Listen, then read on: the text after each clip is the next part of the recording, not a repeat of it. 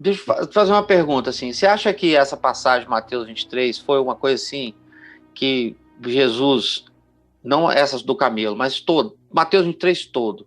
Você não acha que foi assim um dos que mais irritou o status quo assim da Foi. igreja da época? Sim, eu falei rapidamente, en passant sobre isso na introdução, que Uhum. foi isso aqui mais a ressurreição de Lázaro. Isso aí Quando a foi. moçada Uhum. falou, agora não dá mais. Agora, se a gente não matar esse cara, o mundo inteiro vai prestar atenção nele. Vamos acabar com ele antes que a terra saiba. É, eu acho também. O pessoal não Ele saiu, não conseguiu engolir esse camelo aí, não. esse camelo. Jesus era um camelo inengolível. Não conseguiram engolir, Camelo não. era Jesus, meu irmão. Entalou os caras. Vou mostrar para vocês o que é camelo. Vocês gostam de camelo? Isso. Vou provar Bora um engolir o camelo para vocês camelinho. engolir aqui. A minha dieta, olha só. É, Camelo a cara. molho Cristo. Camelo a molho Cristo com um marinado Jesus. Isso. É. Isso. E para vocês aproveitarem gostoso, ou então tem a alternativa de me levarem para a cruz. É. Mas esse aqui é o camelo, engulam. Vocês gostam de camelo? Então, E cara, deixa eu falar uma verdade camelal para você. camelau. E até hoje irrita, né? Os religiosos. Você falar Não se mandar uma bala irrita, dessa. meu Você irmão, cutucar a hipocrisia dos caras, você arrebenta eles. se irrita, se irrita. Eu me lembro quando eu pregava isso naquelas reuniões de pastores de tudo que é denominação do Brasil, ficava aquele silêncio. Silêncio. Se você chegar lá e disser qualquer besteira, eles aplaudem. Quando você fala a verdade que entra no tutano, é um silêncio extraordinário. Eu passei décadas ouvindo isso como silêncio. E eu estou pregando isso desde novinho, meu. Porque logo, logo eu entendi que o Evangelho era também acerca disso e mais do que isso.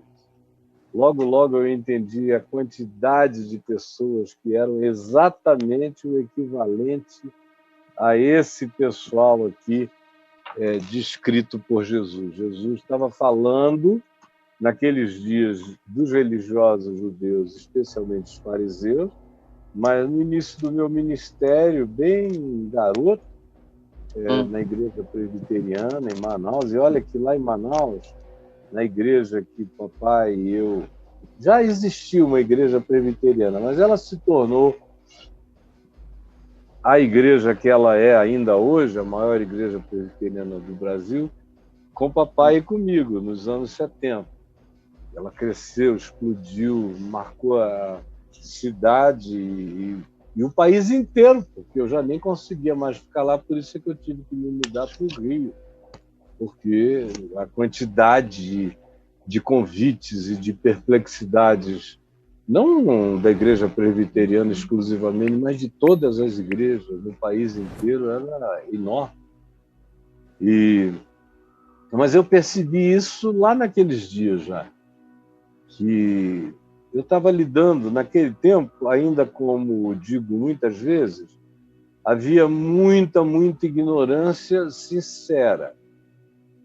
Havia também já alguns grandes bandidos enganando o povo. E o Macedo ainda nem era conhecido, mas já havia bandidos horrorosos. E eu já dei alguns exemplos disso aqui em outras ocasiões. Mas a maioria era apenas gente muito ignorante e sincera. Depois é que, no meio dos anos 80, surgiram as teologias da prosperidade, confissão positiva, sacrifícios para Deus, essa ideologia política supremacista de que nós somos cabeça e não cauda, então nós temos que dominar a política para determinarmos os destinos do país pela política, não pela pregação do evangelho, não pela conversão do coração. Aí eles passaram a querer evangélicos na política e não mais...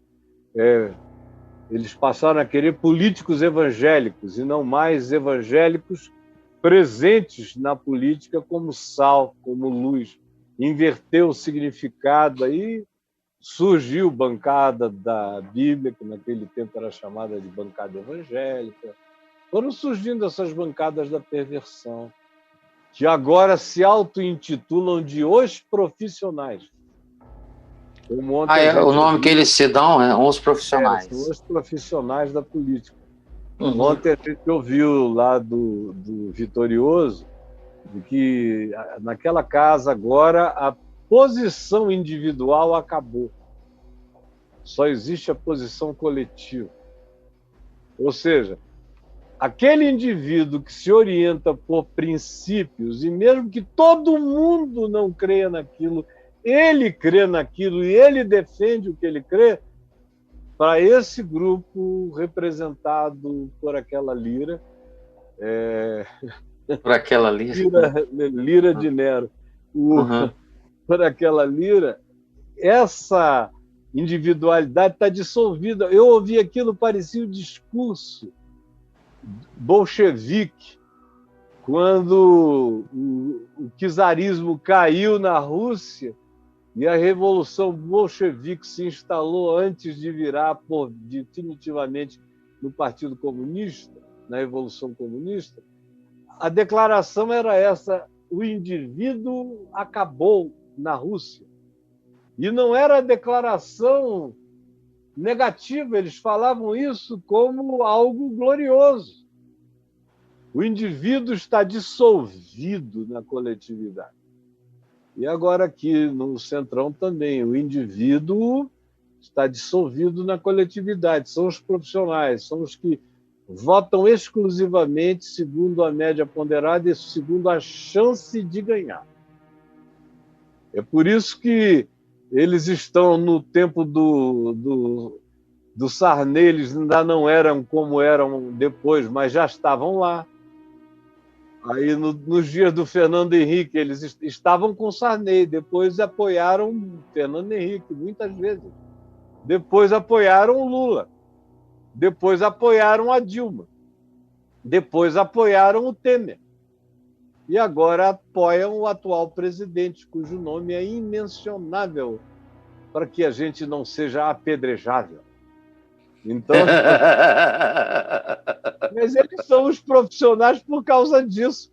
Passa o céu e passa a terra, diz o Centrão, nós, porém, não passaremos. Nossa coalizão não se passará, não passará. Não passará. Nós somos de uma alquimia indestrutível. A gente está com Jesus diz, é verdade, porque foi essa alquimia indestrutível que me levou à cruz. Você veja que lá no Sinédrio tinha gente que era a favor de Jesus, mas a voz do indivíduo não foi ouvida no Sinédrio. Não passou. Tinha Nicodemos, tinha José de Arimateia, quem sabe outros mais. Mas calaram. Tomaram atitudes pessoais depois, vamos me emprestar tumba, carregar para lá e tal. Mas peitar? Não. Peitar, não. E tem um texto meu aí no portal que fala sobre a diferença entre o seguidor de Jesus e o discípulo oculto.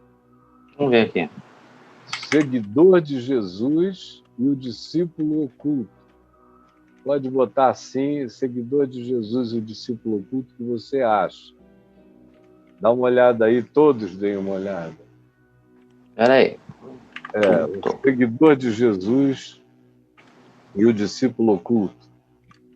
É um texto, mas claro que você vai achar mais do que isso. Aqui. Está aí 8.